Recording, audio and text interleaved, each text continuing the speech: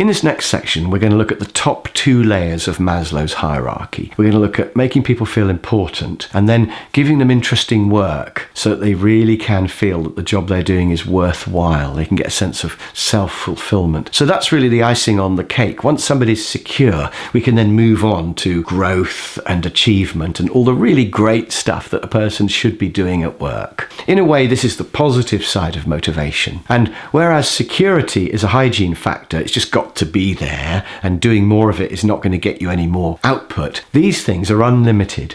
So the more important a person feels and the more exciting and fascinating and rewarding their work is, the more you'll get from them. There's no limit to this next section. So let's have a look at those 2 areas now.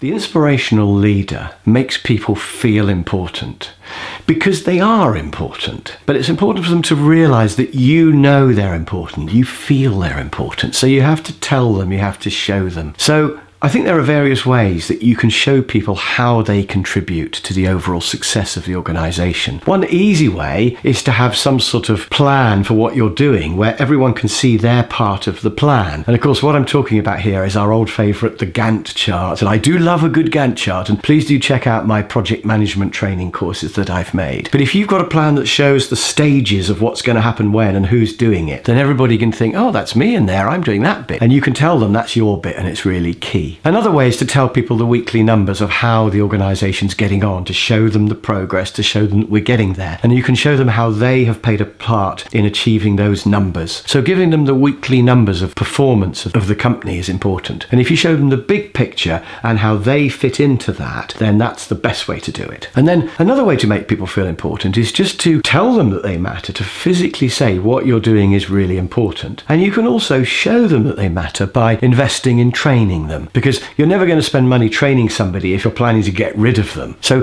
training increases people's sense of security as well as their sense of importance. So training makes a difference. And there's another thing you can do, I think it's quite a clever little idea, is to take them to see the customer. Take them to see your product being used by the customer.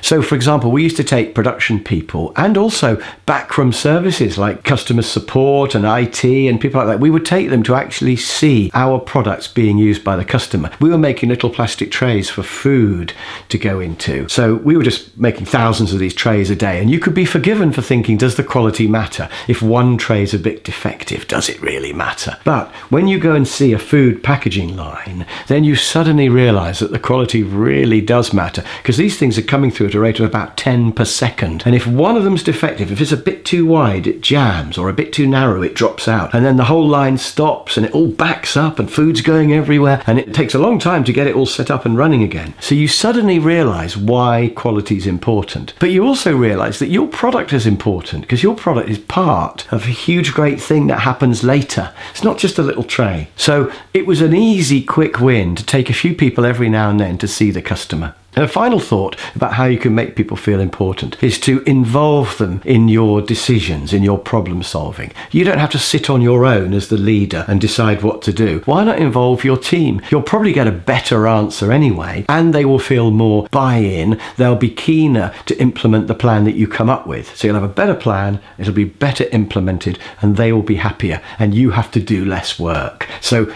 everybody wins.